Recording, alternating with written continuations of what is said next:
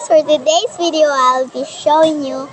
So, ito po yung part 2 ng Paraiso ni Paste episode. So, we'll be talking about our businesses.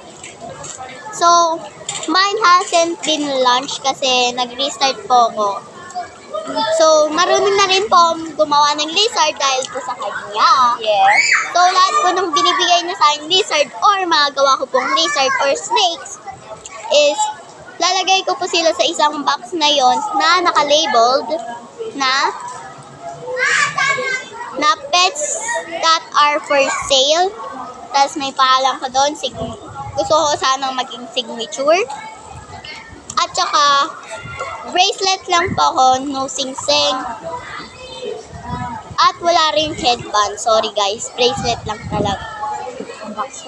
At saka pets. Ang backstory po pala, yung previously kong business na give up ko is bracelet din. Pero, merong mga mystery.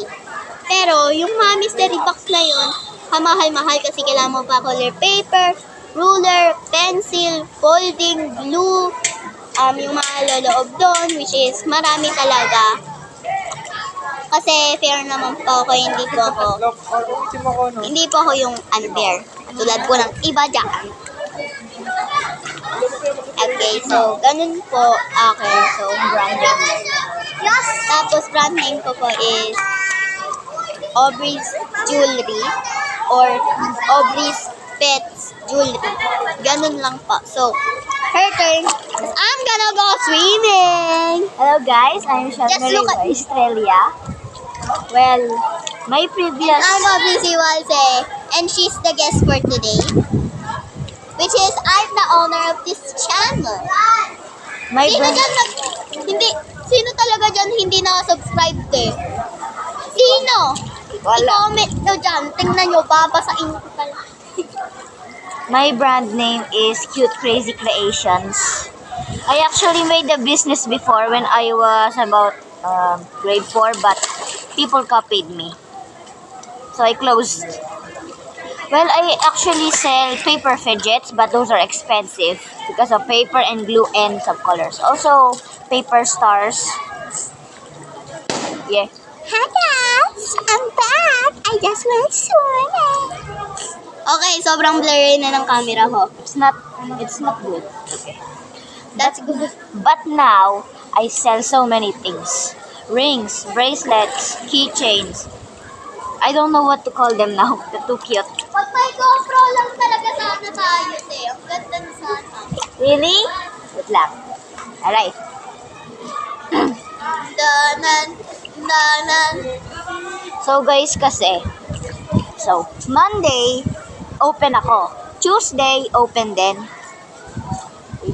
Friday lang po ako close para makapahinga naman po Ako talaga. po never magka-close. Pwede lang po kayo mag-order ng mag-order. At saka nagbibigay kami ng mga discount sa mga pa-friendship bracelets o mga papa-gifts mo. Ako, At mga LGBTQ free or discount lang. discounts. Saka nagbibigay din ako sa mga discount sa friends. Pero kung mga plastic kayo, maghanda kayo. Ang taas ng presyo. Aray ko. Mga te, may peke po ako friend na katabi ko na alam niya po, which is, spoiler alert, Aliana. Don't tell anybody or, Aliana, pag pinapanood mo to, sorry, parang peke ka talaga sa akin eh. Kahit tinanong mo pa na kung pinipeke ba kita or hindi, kahit sinabi ko hindi, pinipeke kita kasi alam ko, pinipeke mo rin ako nun. Damn! Damn!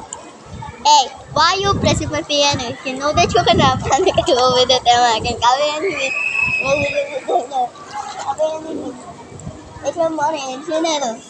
Okay guys, ayun po favorite kong rap. Di ko alam kung bakit. Okay, her turn again. Your turn again. About fake friends. Yung fake friends kasi, hindi mo talaga sila alam. Pero the more na naging friends mo sila, the more na nakikilala. Maambon! Patay! Ko! Patay! Let go! No! Hindi, maganda yan. Okay lang yan.